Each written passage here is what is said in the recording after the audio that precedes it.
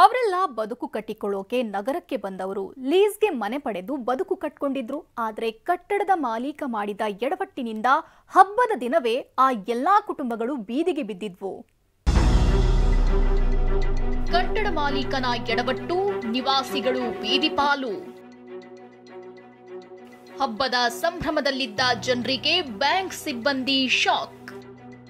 ಚಿಕ್ಕಜಾಲ ಠಾಣೆ ಮುಂದೆ ನೆರೆದಿರೋ ಇವರೆಲ್ಲ ಹುಣಸಮಾರನಹಳ್ಳಿಯ ರಾಜಣ್ಣ ಎಂಬಾತನ ಕಟ್ಟಡದಲ್ಲಿ ಬಾಡಿಗೆ ಮತ್ತು ಲೀಸ್ಗೆ ಮನೆ ಪಡೆದು ವಾಸವಾಗಿದ್ರು.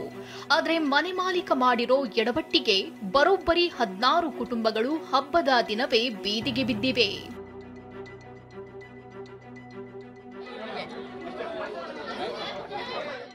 ವಿಷಯ ಏನಂದ್ರೆ, ಬ್ಯಾಂಕ್ನಲ್ಲಿ ಕೋಟಿ ಲೋನ್ ಪಡೆದ ಮಾಲೀಕ 4 ಮಹಡಿ ಕಟ್ಟಡದಲ್ಲಿ 16 ಮನೆಗಳನ್ನ ಕಟ್ಟಿದ್ರು.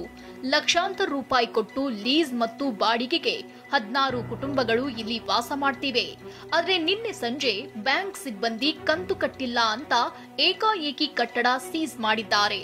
ಹಬ್ಬದ ದಿನವೇ ಕಂಗಾಲಾದ 16 ಕುಟುಂಬಗಳು ಬೀದಿಗೆ ಬಿದ್ದಿದ್ದು ನ್ಯಾಯಕ್ಕಾಗಿ ಒತ್ತಾಯಿಸುತ್ತಿದ್ದಾರೆ. ಅಮೌಂಟ್ಗಳು ಕೊಟ್ಟಿದೀವಿ, ವಾಪಸ್ ಕೊಟ್ಟಿಲ್ಲ. ರಾತ್ರಿಯಿಂದ ಮಕ್ಕಳನ್ನ ಹಾಕೊಂಡು ಎಳೆ ಮಕ್ಕಳನ್ನ ಹಾಕೊಂಡು ಬೀದಿಗೆ ಕೂತಿದ್ವಿ. ಊಟ ಇಲ್ಲ, ತಿಂಡಿ ಇಲ್ಲ, ಮಕ್ಕಳು ನೀರಿಲ್ಲ, ಹಾಲಿಲ್ಲ.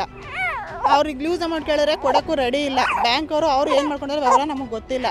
ಅವ್ರೇನು ಅದು ಎಷ್ಟು ದುಡ್ಡು ಇಷ್ಟು ದುಡ್ಡು ಅಂತ ನಮ್ಗೆ ಅದೆಲ್ಲ ಡೀಟೇಲ್ಸ್ ನಮ್ಮ ದುಡ್ಡು ನಮಗೆ ಬೇಕು. ಮಕ್ಕಳ ಮೇಲೆ ಹಾಕೊಂಡು ಓಡಾಡಿರೋಕ್ಕಾಗಲ್ಲ.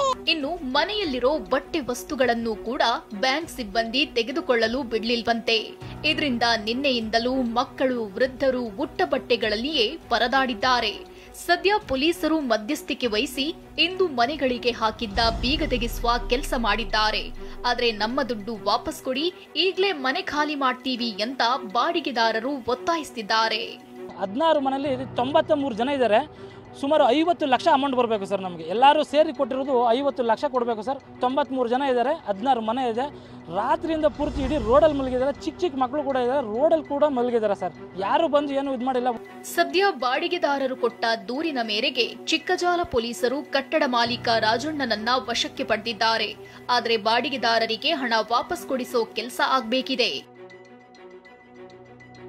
ನವೀನ್, TV9 ದೇವನಹಳ್ಳಿ.